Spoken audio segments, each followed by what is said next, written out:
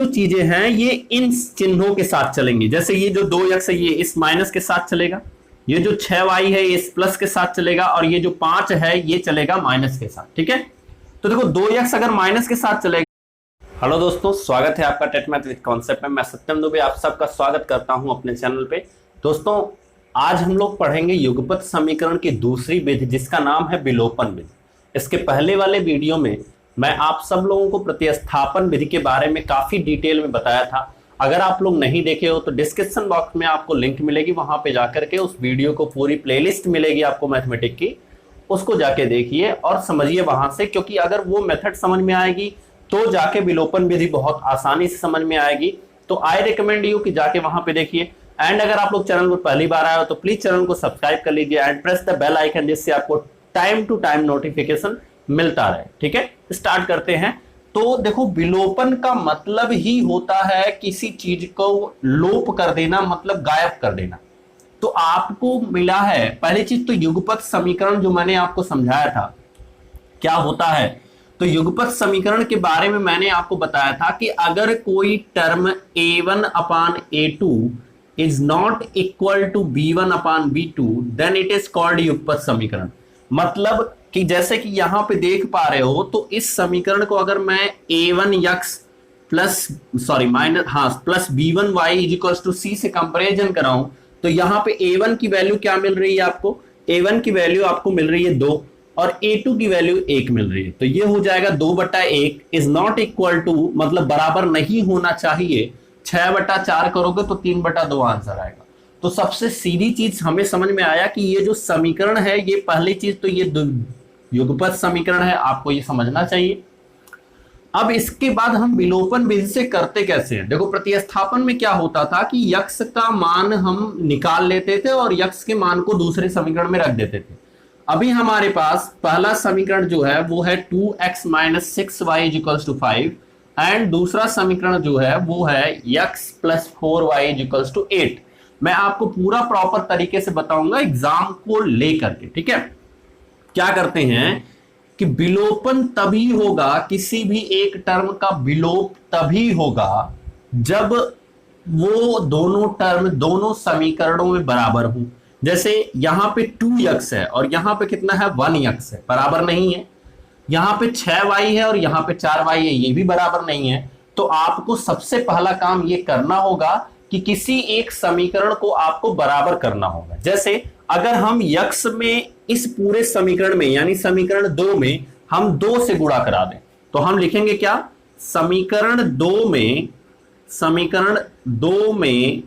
2 से गुणा कराने पर, 2 से जब आप गुणा कराओगे, ठीक है, तो ये समीकरण क्या हो जाएगा?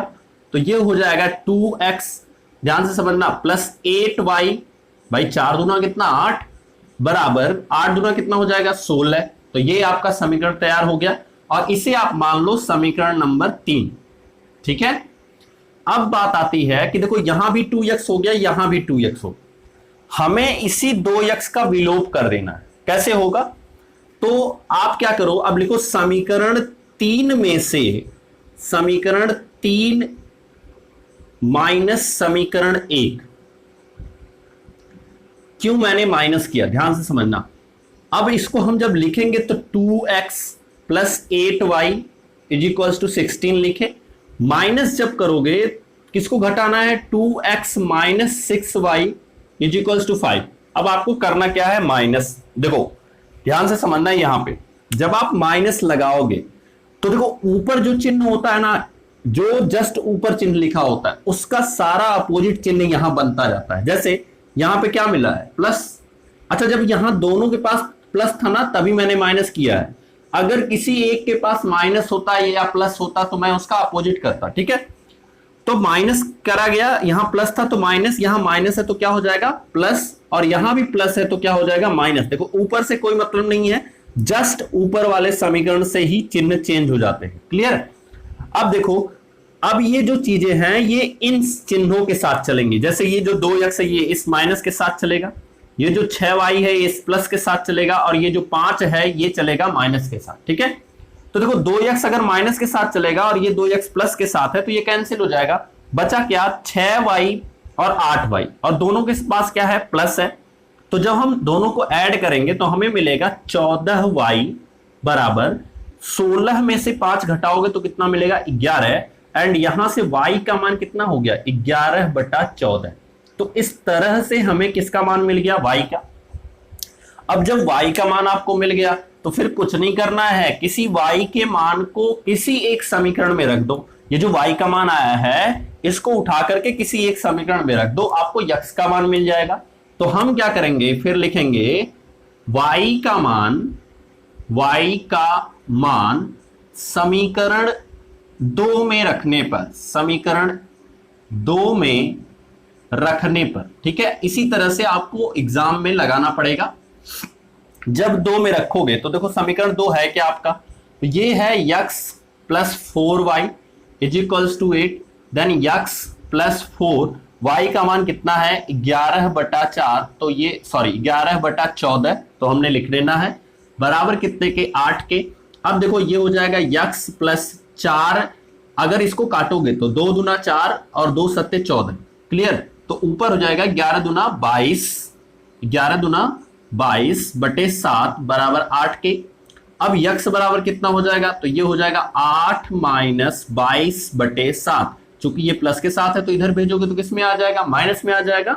सो 8 सत्ते कितना होता है 56, माइनस 22/7 घटा दो तो 6 में से 2 घटाओगे आ जाएगा 4, 5 में से 2 घटाओगे तो आपका कितना आ जाएगा 3 एंड बटे 7। तो ये हमारा आंसर किसका हो जाएगा, यक्स का हो जाएगा।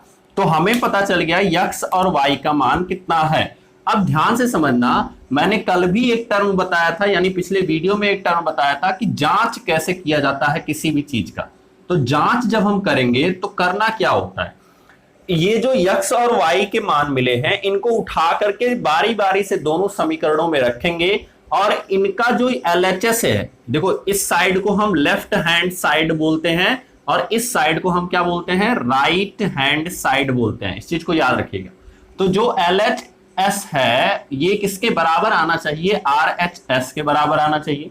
मतलब किसी एक साइड को उठा के आप सॉल्व करोगे और दूसरा साइड आपको मिल जाना चाहिए, क्लियर। तो जब हम मान लो कि दूसरे समीकरण को ले लेते हैं तो हमें मिलेगा x plus 4y is equals to 8। अब हमें यही सॉल्व करना है और 8 को लाना है, तो हम सॉल्व करते हैं तो देखते हैं क्या होगा।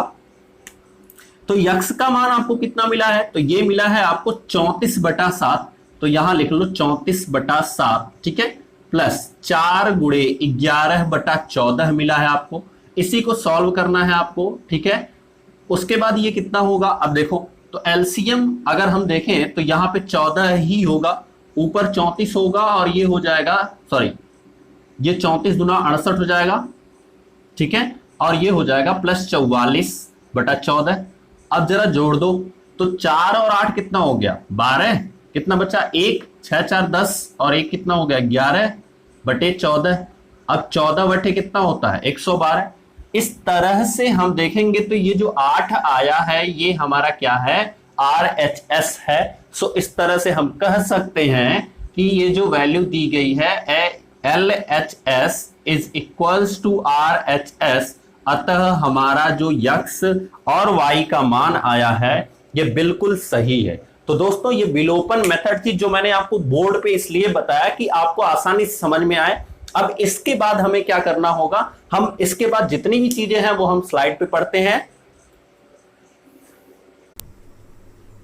तो हम आ गए हैं अपनी स्लाइड पे और स्लाइड पे हम क्वेश्चन आंसर्स को पढ़ेंगे। जैसा कि दिया गया है पहला question x plus Y is equals to 4 and second आपका जो दूसरा समीकरण दिया गया है वो दिया गया है 5x प्लस 12y बराबर 7। देखो इन्हीं क्वेश्चंस को मैंने आपको प्रतिस्थापन विधि से बढ़ाया था। प्रतिस्थापन मतलब होता है रिप्लेसमेंट, जिसमें हम लोग x की वैल्यू निकालते थे और put this value in second equation, ठीक है। तो हम दूसरे इक्वेशन में इस वैल्यू को पुट करते थे। लेकिन अब इन्हीं क्वेश्चन को हम लोग पढ़ेंगे विलोपन विधि से। विलोपन का मतलब होता है किसी एक चीज़ का लोप करना, मतलब किसी एक चीज़ को गायब करना। जैसे यहाँ पे x है और यहाँ पे x है, यहाँ y है और यहाँ पे y है। इन दोनों समीकरणों में से हमें इस तरह से सेट करना है कि पहले या तो हम x को गायब कर लें या y को गायब कर लें। एक काम हमें करना होगा। तो हम अगर स्टार्ट करते हैं तो हमारा पहला समीकरण दिया गया है x plus Y is equals to 4 and दूसरा दिया गया है 5x plus 12y is equals to 7। अब हम क्या करते हैं कि जो पहला समीकरण दिया गया है इसमें 5 से मल्टीप्लिकेशन करा देते हैं। तो हम लिखेंगे समीकरण एक में 5 से गुणा करने पर, 5 से गुणा करने पर, तो देखो जब गुणा होता है तो दोनों तरफ होता है। अगर गुणा कराओगे तो 5x यहाँ होगा, यहाँ 5y होगा और यहाँ 5 चौको 20 होगा। तो हम इसको लिख सकते हैं 5x plus 5y is equals to 20। ठीक है, तो ये हमारा एक समीकरण बनेगा जिसको हम लेते हैं समीकरण 3 ले लेते हैं। ठीक है, और आपके पास समीकरण 2 है। अब ये गायब कैसे होगा? देखो पहला काम करना होता है विलोपन में कि किसी एक टर्म को इक्वल बनाओ। पहला काम क्या करना होता है? किसी एक टर्म को इक्वल बनाओ। दूसरा काम करना होता है जो टर्म इक्वल बना है इस टर्म को हमें वहाँ से लोप करना, यानी कि इसे गायब करना होता है। ठीक है, तो ये कैसे होगा? आप देखो 5x यहाँ है और यहाँ भी 5x है। अब ये गायब कैसे होगा? बहुत सिंपल है। आप देख लो कि इनमें से 5x तो इक्वल है। अब इस y वाले टर्म में दोनों में से बड़ा कौन है? तो दोनों में से बड़ा कौन सा है?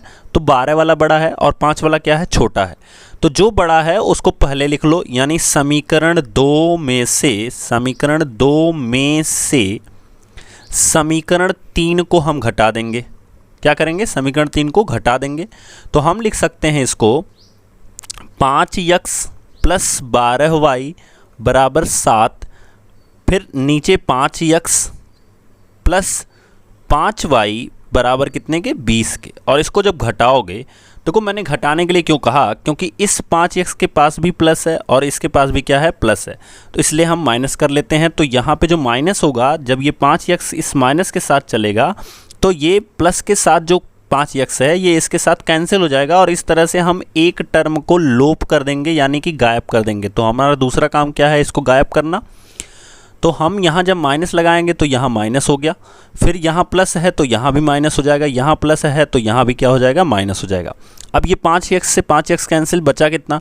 12y में से 5y घटाना है तो हो जाएगा 7y बराबर।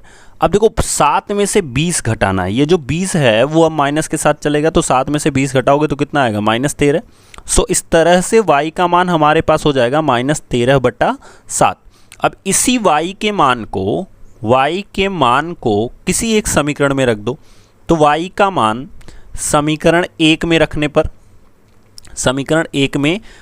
पर तो जब हम रखेंगे तो हमारा समीकरण 1 दिया गया है x plus Y is equals to 4, then x, अब यहाँ पे y की वैल्यू कितनी आई है? -13/7 ये आई है।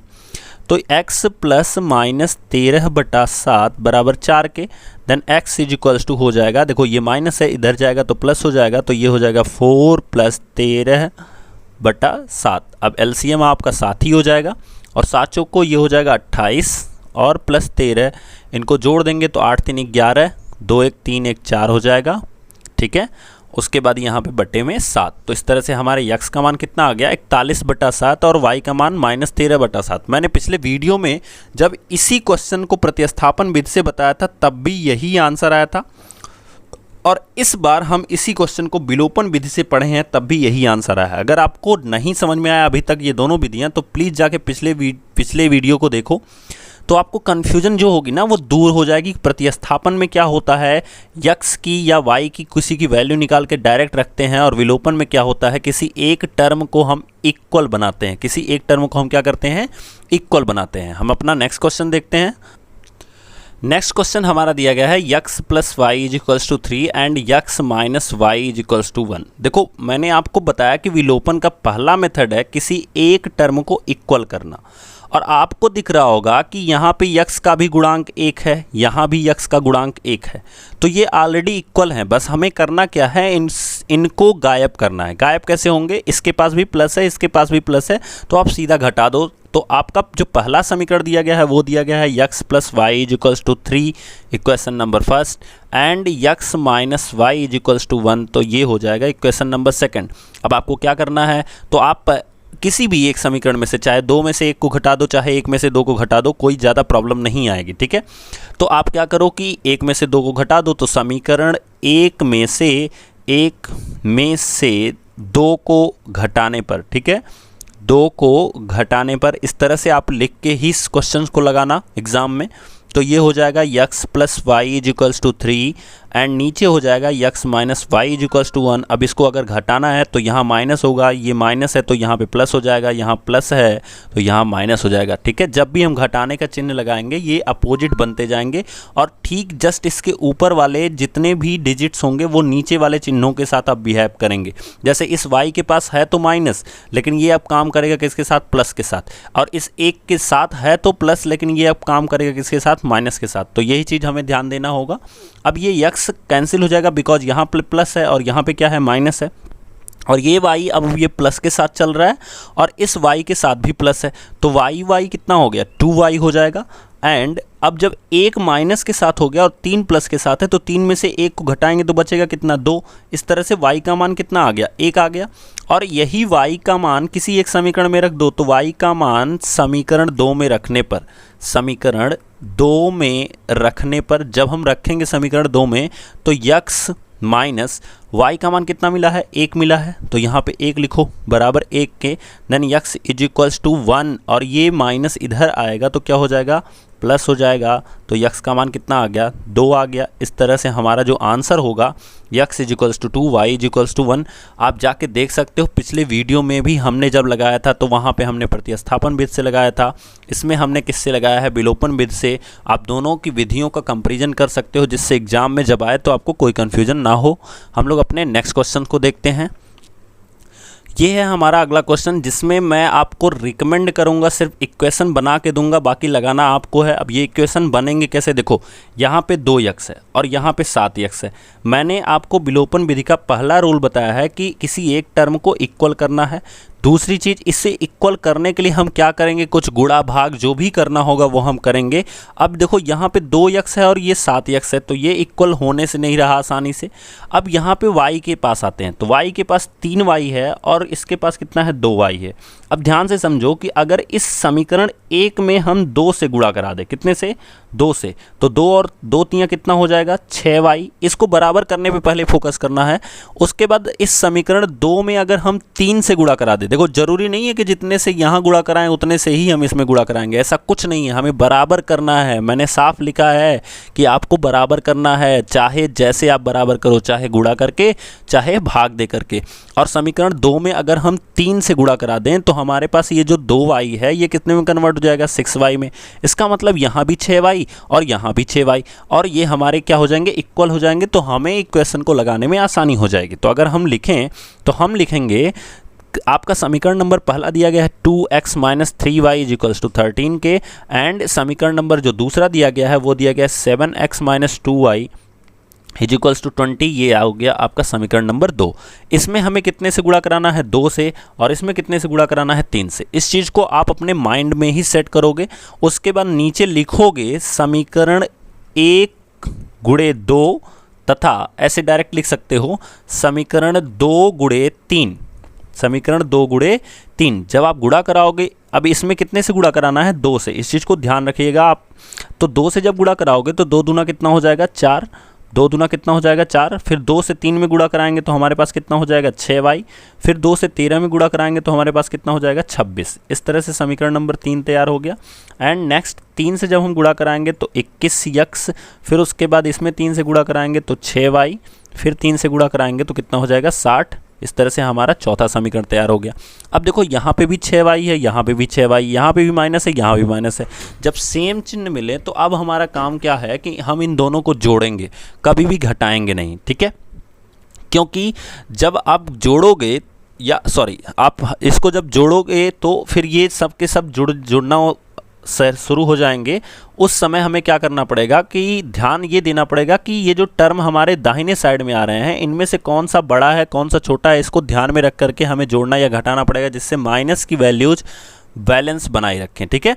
तो हम स्टार्ट करते हैं इनको। हम लिख सकते हैं समीकरण 4 और समीकरण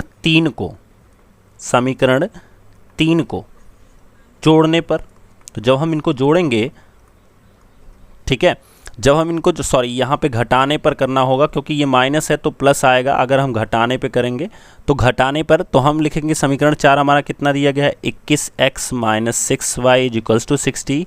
उसके बाद यहाँ पे हो जाएगा 4x minus 6y is equals to 26।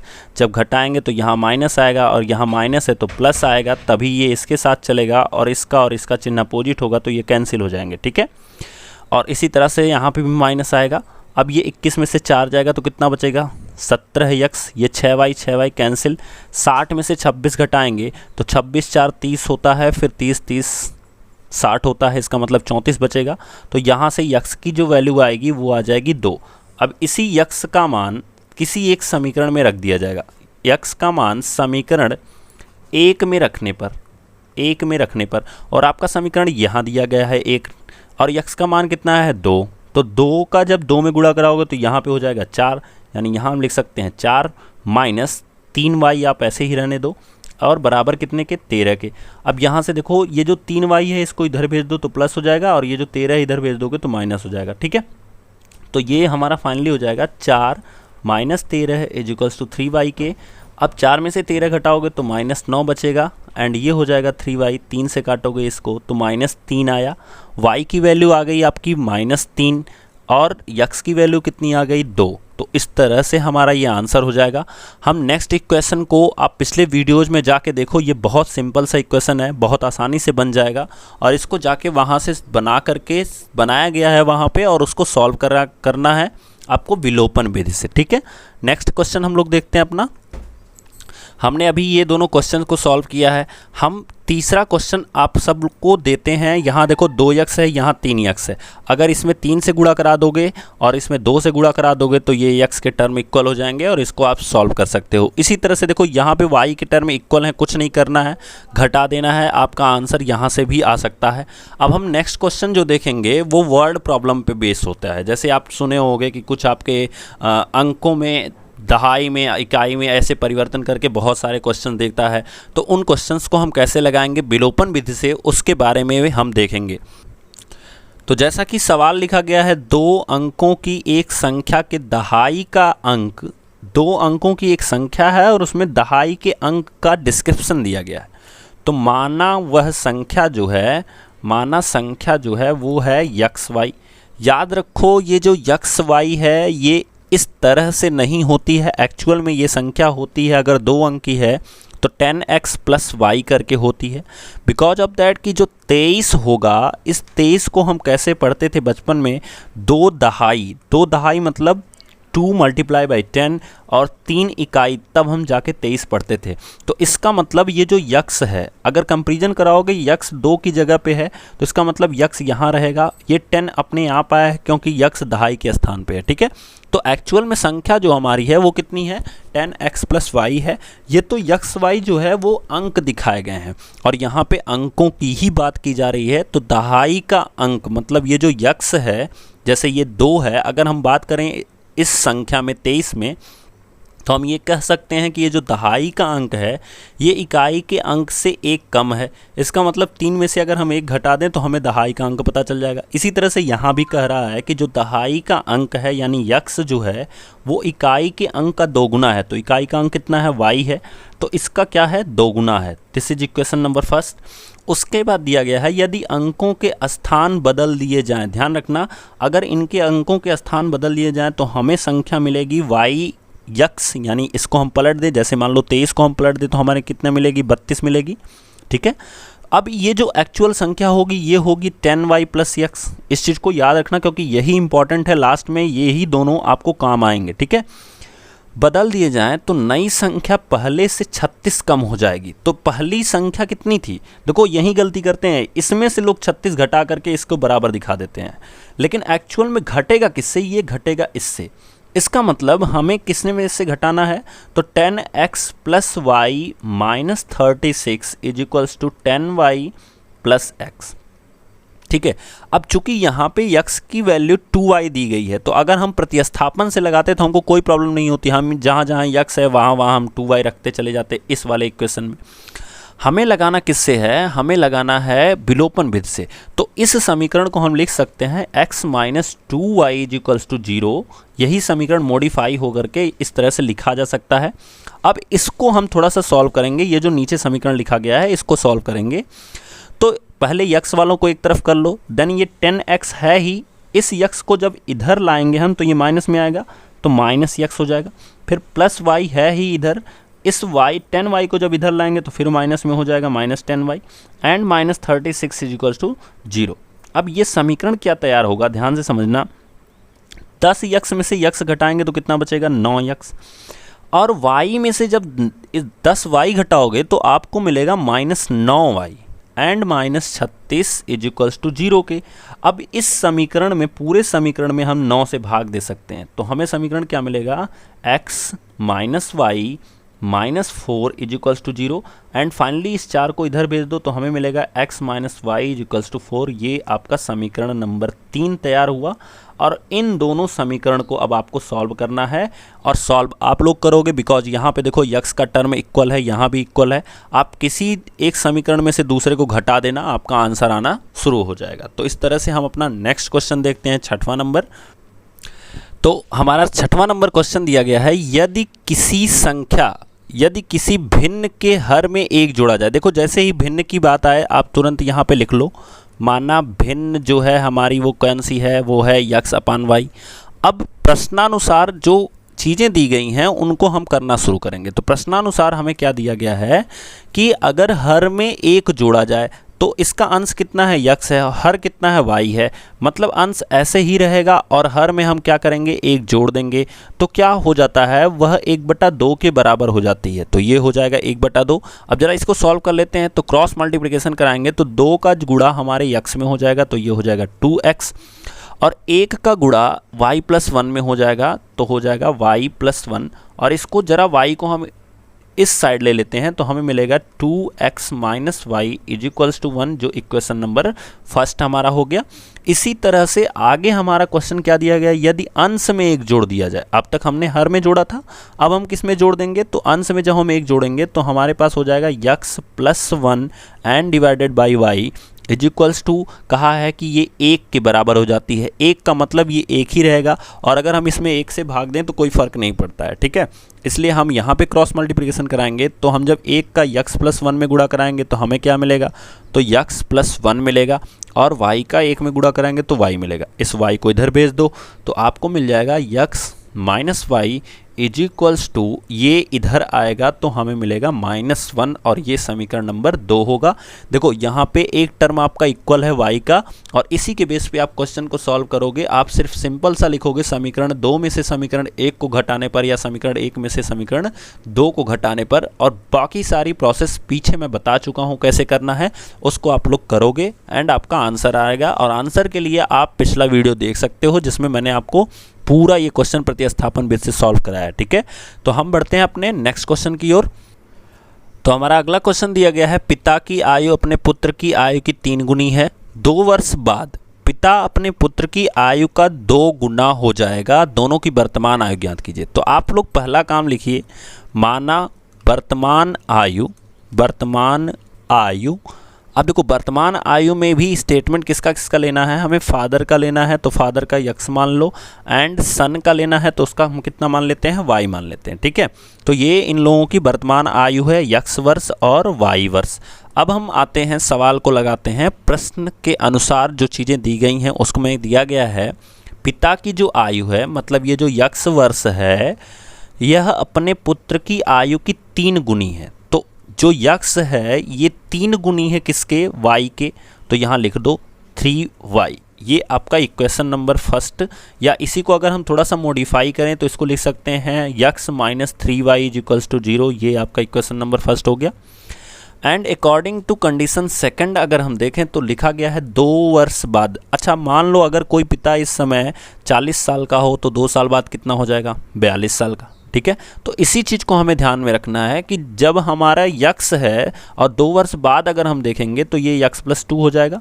अब जब 2 वर्ष बाद पिता 2 साल का बढ़ा है तो बच्चा भी तो 2 साल का बढ़ेगा, मतलब 2 वर्ष बाद पिता की आयु कितनी होगी, यक्स प्लस 2, और पुत्र की आयु कितनी होगी, वाई प्लस 2। लेकिन कंडीशन क्या लिखा गया है कि 2 वर्ष बाद अपने पुत्र की आयु का 2 गुना हो जाएगा। देखो अभी कितनी है, 3 गुनी है, और 2 वर्ष बाद कितनी हो जाएगी, 2 गुनी हो जाएगी। ठीक है, इसका मतलब जो यक्स प्लस 2 है, 2 वर्ष बाद पिता की जो आयु है वो बच्चे की आयु की कितनी हो जाएगी, 2 गुनी हो जाएगी।